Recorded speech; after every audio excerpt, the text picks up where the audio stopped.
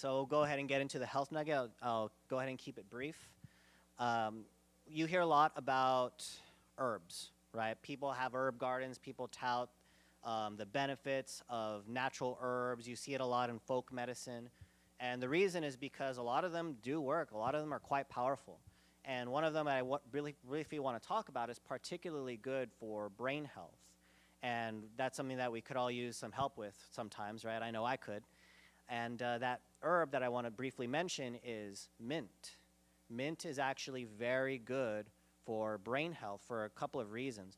First, mint is good for overall health in general because it's full of antioxidants. If you've been following the past couple weeks, I've been talking about antioxidants, in particular one called glutathione, and how important antioxidants are for keeping you young, vital, youthful, energetic, and helping to prevent and fight disease. You need antioxidants. You need a constant supply of antioxidants to keep your body vital and healthy and free from disease.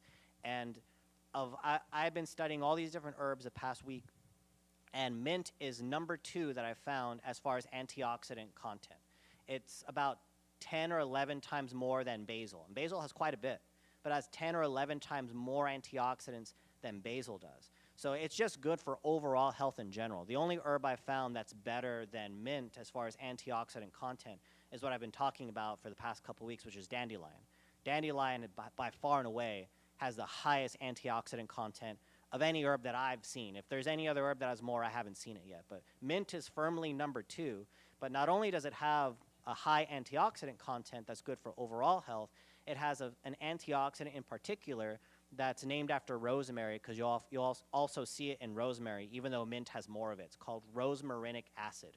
Rosmarinic acid is an antioxidant that's particularly good for protecting brain cells from oxidative stress. So it's good for resisting diseases like Alzheimer's, dementia, Parkinson's, and it's good in general just for keeping your brain healthy, especially as you age.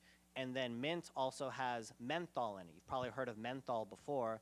Menthol is what gives mint its mintiness, right? That freshness that you associate with mint that comes from menthol. Menthol is unique to mint, and it gives it that flavor, that freshness you associate with mintiness. And that menthol is very good for increasing alertness and focus in the brain. Even if you smell it, even just smelling like peppermint oil is good for increasing alertness and focus in the brain, but especially if you consume it. And so I like to make teas. I'll make teas like out of peppermint. You can make teas out of it.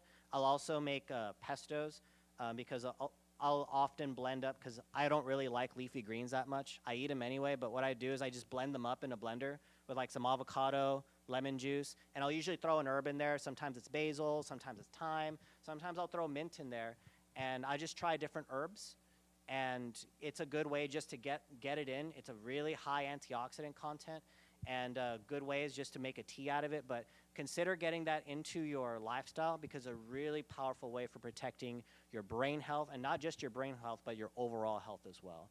And so I invite you to give that a try, and I pray that you all may be in perfect health.